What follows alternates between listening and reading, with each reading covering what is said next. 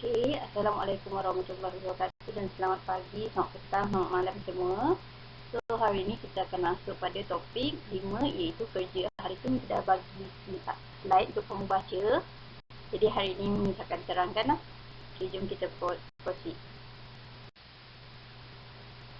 Okey, untuk topik ni, hasil pembelajaran dia okey. Yang pertama adalah memahami dan mengaplikasikan konsep kerja dalam sistem mekanik. Yang kedua adalah memahami konsep kerja dalam sistem berdalih. Okay. Dan yang ketiga adalah memahami konsep kerja dalam sistem elektrik. Jadi ke dalam tiga-tiga sistem ni akan apply konsep kerja. Jadi kamu kena faham lah. Mari kita tengok apa tu kerja. Okey, yang pertama sekali, kerja dalam sistem mekanik. Dalam sistem mekanik, kerja dilakukan apabila daya dipindahkan pada satu jarak tertentu dalam arah daya. Maksudnya kat sini dia ada gerakan. Gerakan ni ada dua. Satu linear, maksudnya yang gerakan tegak, dan satu lagi gerakan berputar. Okey, untuk kerja ni, unit kerja dia adalah joule atau unit lain dia kita boleh guna Newton meter. Okey, berdasarkan formula dia punya unit ni, kita boleh tahu dia punya formula. Kerja joule sama dengan daya yang kita belajar topik sebelum ni kali dengan jarak dalam arah daya dalam meter. Tu yang kita boleh dapat Newton meter. Okey, kita tengok pada gambar ni. Budak ni dia tolak troli. So maksudnya kat sini ada pergerakan. Dan maksudnya bila ada pergerakan tu maksudnya kat situ kita boleh kira dia punya kerja. Kalau kita tengok yang kamu buat amalan minggu lepas kan, spring tu bila diletakkan beban dia tak bergerak. Jadi di situ kita boleh tahu kita boleh kira dia punya daya. Okey, macam ni dia ada beban, jadi kamu boleh kira dia punya daya, dan bila ada pergerakan kamu boleh kira dia punya kerja. Maksudnya kat situ ada jarak dan ada daya, jadi kamu boleh tahu dia punya kerja. So dia punya beza lah. Kalau daya ni dia tak bergerak, tapi kalau kerja ni dia bergerak. Our topic for today is force, work and energy.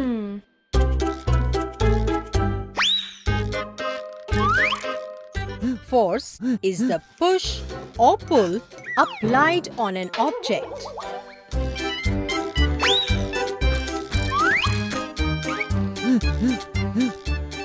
It can move a stationary object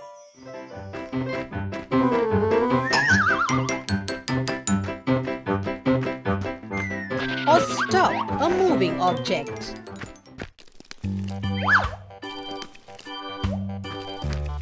Force can also change the speed and direction of a moving object.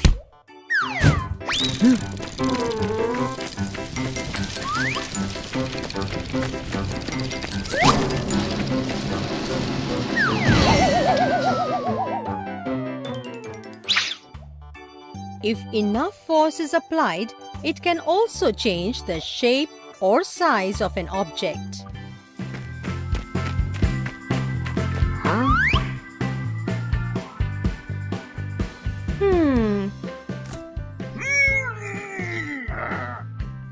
When force is applied on an object, resulting in the movement of that object, work is said to be done.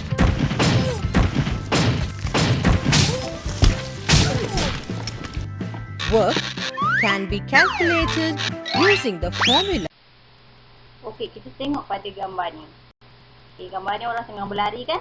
Sebenarnya kat sini ada pergerakan. Okey, bila ada pergerakan dan ada beban maksudnya individu tu sendirilah.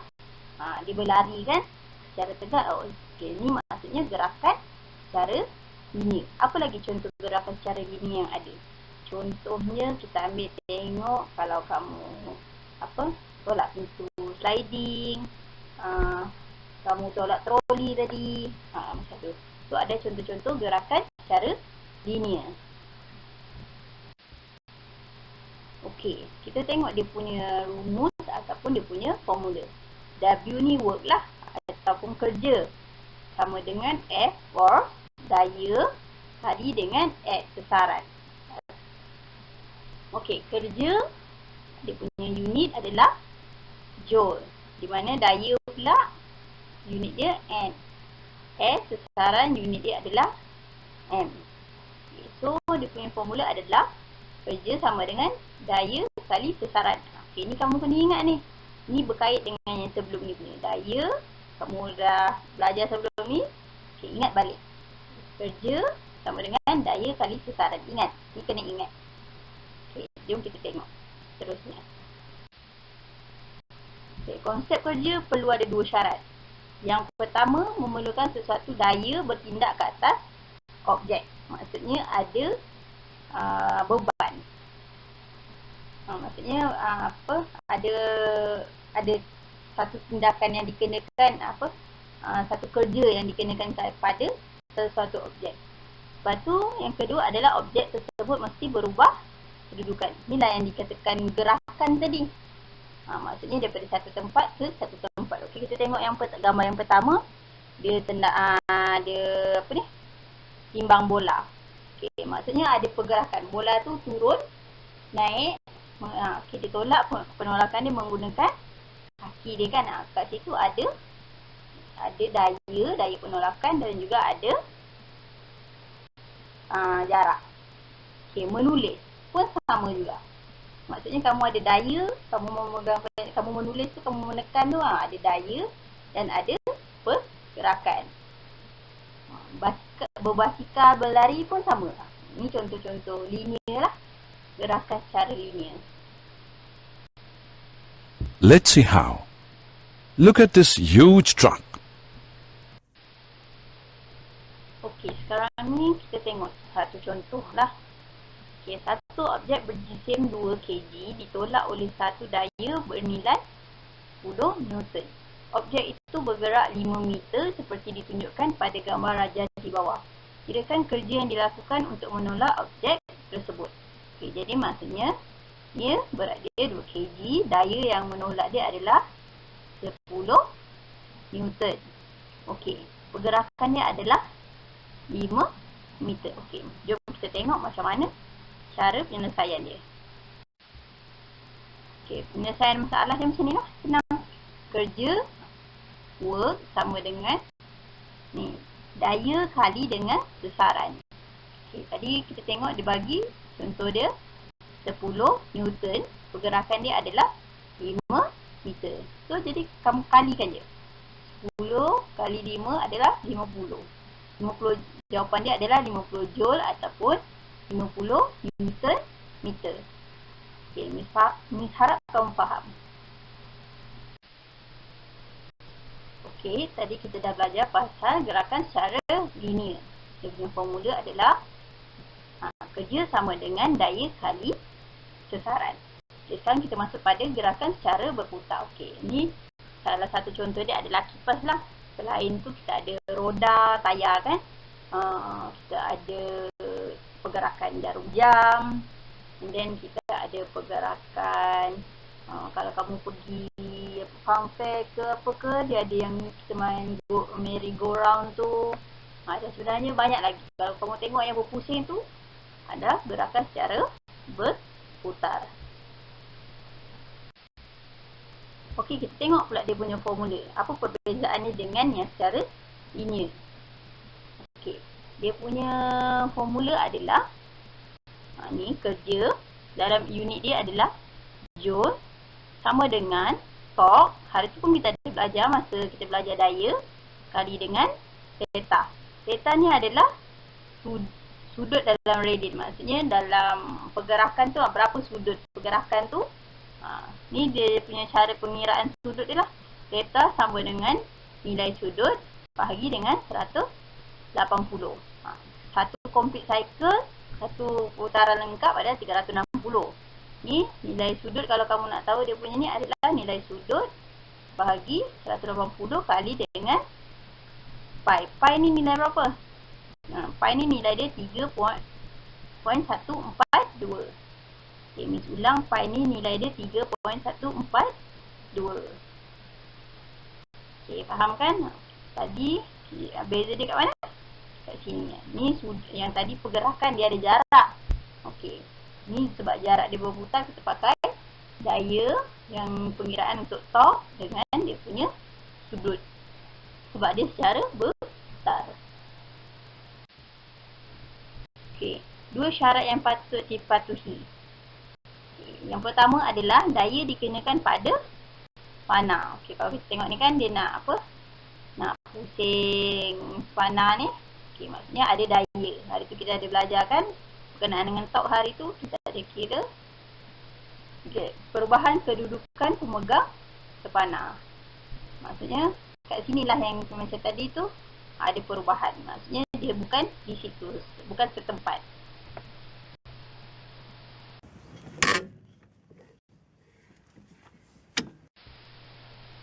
Okey, kita tengok contoh masalah.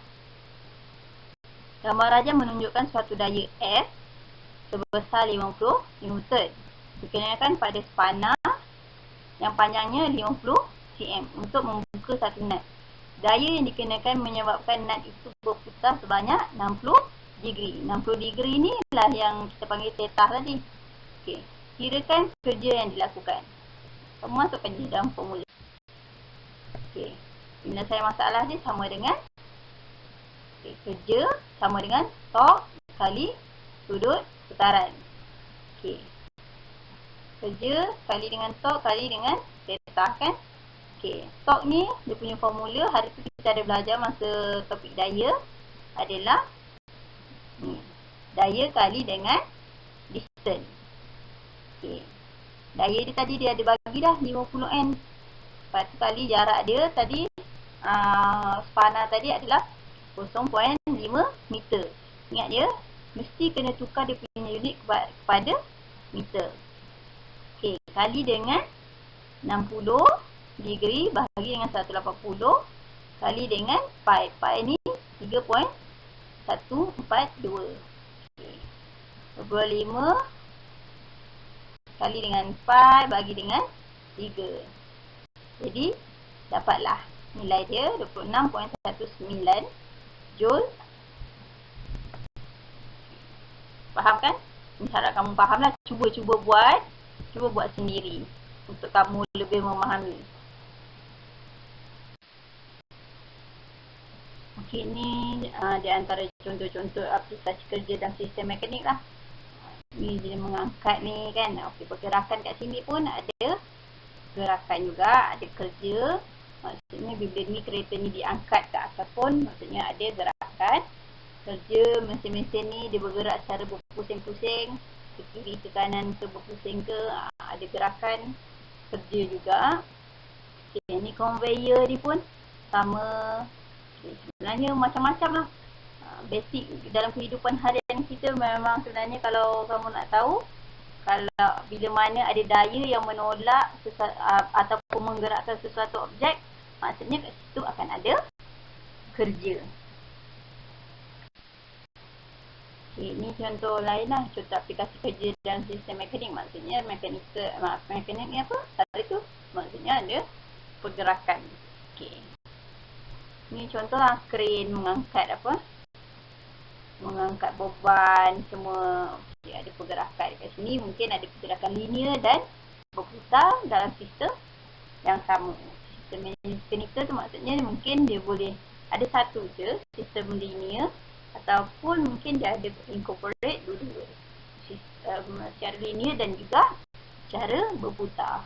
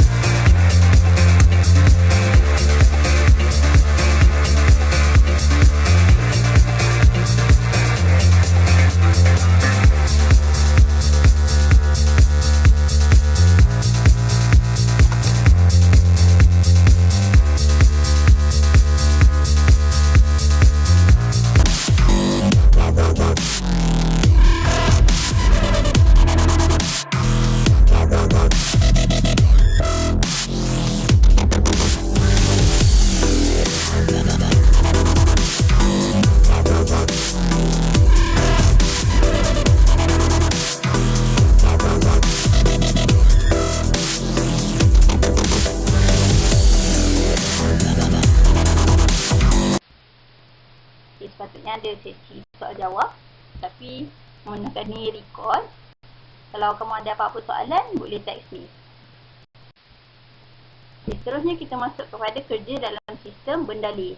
Tadi yang Miss terangkan semua adalah kerja dalam sistem mekanikal. Sekarang kita akan masuk kepada kerja dalam sistem bendalih. Sistem bendalih dia ada dua. Sistem bendalih terbuka dengan sistem bendalih tertutup. Yang mekanikal tadi dia ada secara linear dengan berputar. Bendalih pula dia ada secara terbuka dan tertutup. Okey, kamu rasa ni apa? Sistem bendalih terbuka ke tertutup? Okey, ni maksudnya sistem bendalih terbuka. Maksudnya ada flow kat situ. Ada pergerakan bendalih dan ada pergerakan volume. Okey, contoh aplikasi sistem bendalih terbuka. Ini pun samalah. Aquarium. Maksudnya ada air tu ada pusingan. Ni pump.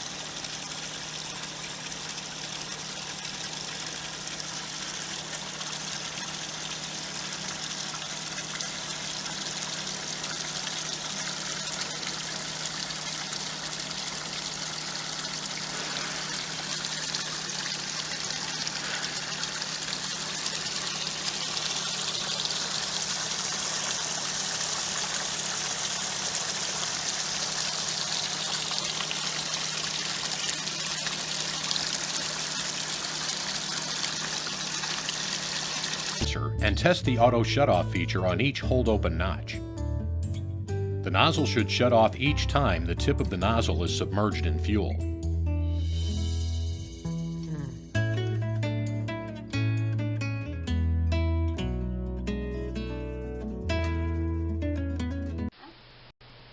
Okey, contoh sistem bendalih tertutup pula.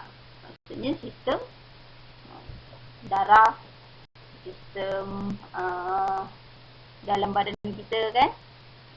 Okay, seterusnya kamu punya ni hidrolik jack ni pun merupakan sistem bendalih tertutup. Maksudnya bendalih dalam tu dia pusing dalam tu je.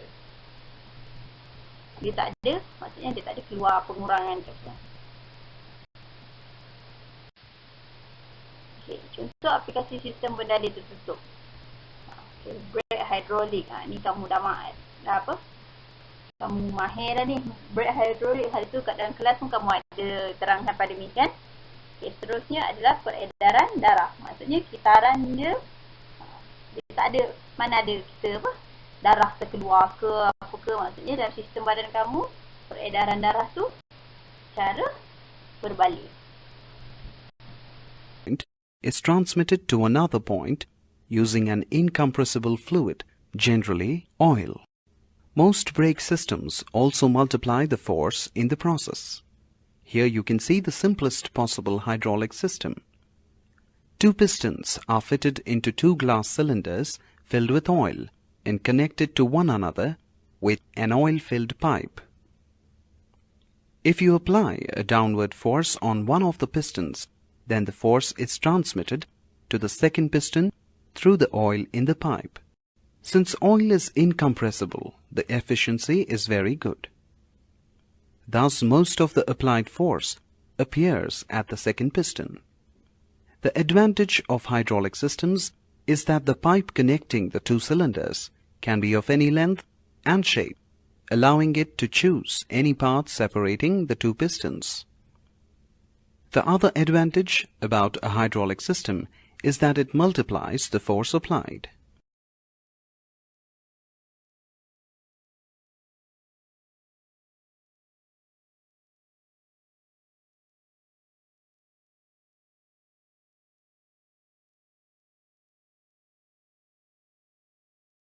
Here you can see the hydraulic brake system of an automobile. It consists of a pipeline containing fluid, one end of which is connected to the master cylinder fitted with a piston attached to the foot pedal. The other end of the pipeline is connected to the wheel cylinder having two pistons, P1 and P2, attached to the brake shoes. The area of cross-section of the wheel cylinder is greater than the area of the cross-section of the master cylinder. Let us see what happens when brakes are applied.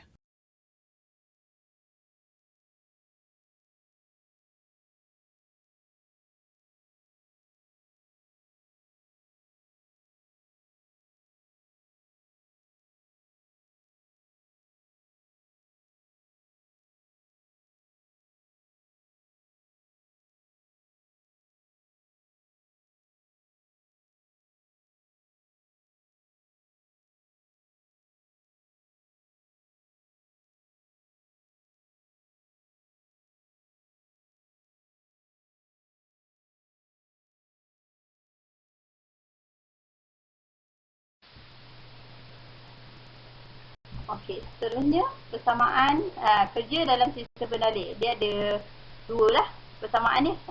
Jom kita tengok satu-satu. Okey. Persamaan satu, sistem berdalih terbuka. Okey, saya nak kira dia. Cara nak kira dia, kerja sama dengan perbezaan tekanan. Ni, meter negatif 2 kali dengan perpindahan isi padu. Okey. Perpindahan isi padu ni apa maksudnya? Volume dia. Dirumuskan sebagai work sama dengan ni perubahan tekanan ataupun pressure lah. Hari tu kita ada belajar masa topik daya kali dengan V adalah volume. Okey, kamu ingatkan lagi perubahan tekanan macam mana nak ni? Nak kira, okey, perubahan tekanan, mesti ingatkan lagi. Perubahan tekanan sama dengan rho kali dengan gravity kali dengan height, dia punya ketinggian. Okey, perubahan dia adalah tekanan tinggi tolak tekanan rendah. Ni another formula lah yang kamu kena ingat. Kita masuk pada persamaan ataupun rumus kedua untuk sistem berdalih tertutup. Okey, tadi terbuka ni untuk sistem tertutup. Kerja sama dengan tekanan malar Newton meter negatif 2. Malar ni maksudnya dia tak ada perubahan. Kali isi padu berdalih dipindahkan. Volume dirumuskan sebagai work sama dengan pressure kali perubahan volume. Yang tadi tu dia pressure yang bertukar, volume dia adalah tetap. Okay. Kalau yang ni pula dia punya volume yang apa? Ada perubahan yang dipindahkan. Okey, ni tekanan sama dengan ni kamu kena ingat. Tekanan sama dengan daya bahagi area luas.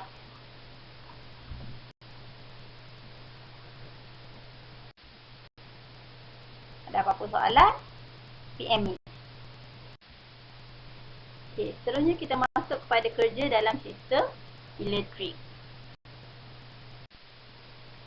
Okey, sekarang kita tengok ni kerja dan cas. Apa kaitan dua ni? Okey, kerja dalam sistem elektrik dia berlaku apabila cas elektrik ni dipindahkan daripada satu tempat ke tempat yang lain. Dari situlah kita boleh kira dia punya kerja.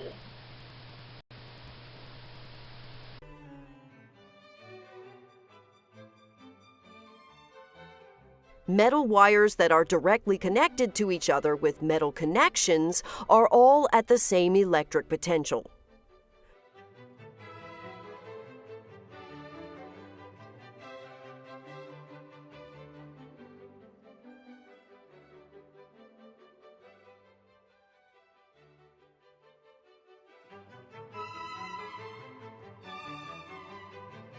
The difference between the electric potential energy of 2 points of a circuit is what we call the voltage.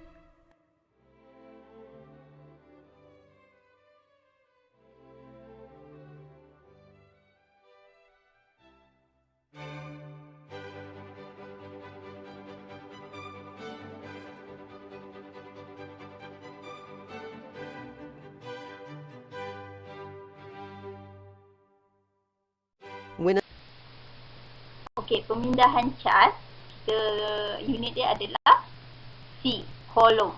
Okey. 1 joule ialah tenaga atau cas elektrik yang dipindahkan oleh apa-apa alat elektrik apabila arus 1 ampere mengalir merentasi alat elektrik itu dengan beza keupayaan 1 volt dalam masa 1 saat. Okey, ini dia punya penerangan, maksudnya macam masuklah. Okey, pemindahan cas coulomb sama dengan arus kali dengan masa dalam second. Okey, dia punya formula adalah Q sama dengan IT. Okey, di mana Q adalah cas, unit dia coulomb, C, I adalah arus, di mana unit dia adalah ampere, dan T adalah masa, di mana unit dia adalah saat, second.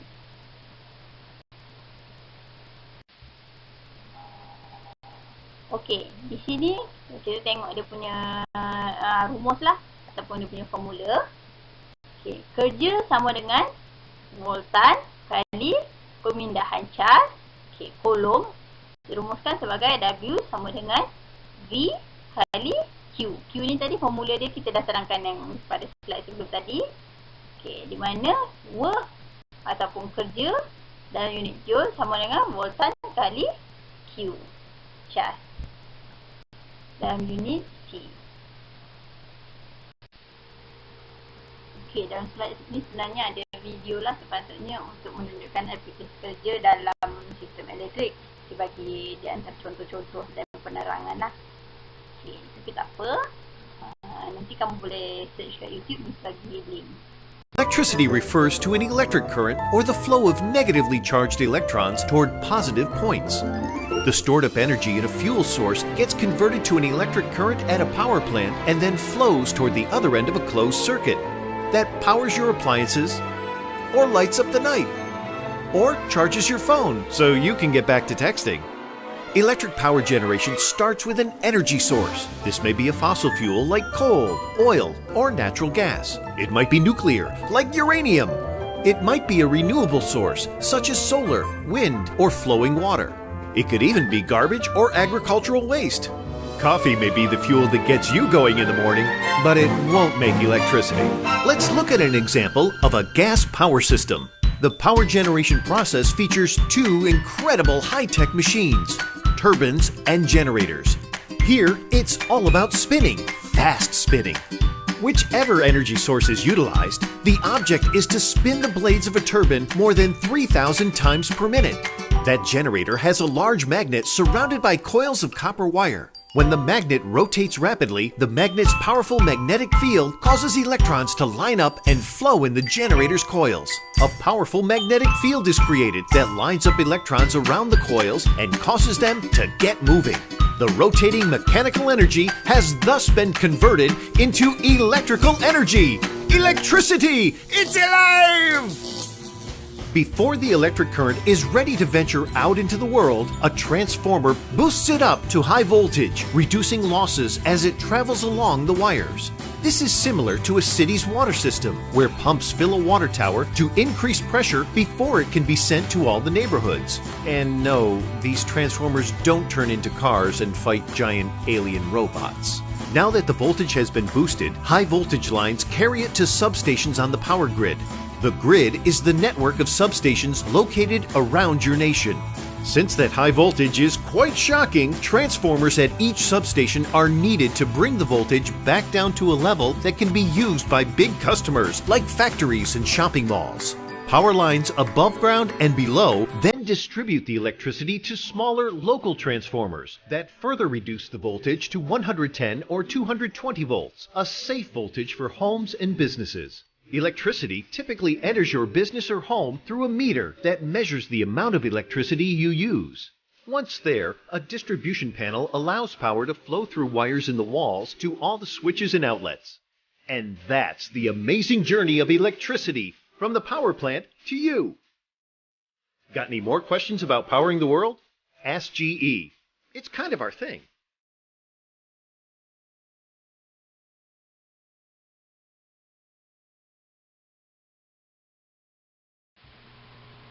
Okey, ni dia punya contoh-contoh lah. Apa-apa barang elektrik sebenarnya kita boleh kira dia punya kerja. Sebabnya bila mana ada cas yang dipindahkan, maksudnya akan ada kerja kat situ. Jadi semua barang elektrik adalah kamu boleh kira dia punya kerja. Ni contoh-contoh je lah yang ada. Okey, jadi lagi sekali kalau ada apa-apa soalan boleh rujuk mi. Untuk topik ni rasanya sampai situ saja. Nanti sila jawab kuis yang Miss bagi berdasarkan slide ni dan hantar di DC. Terima kasih.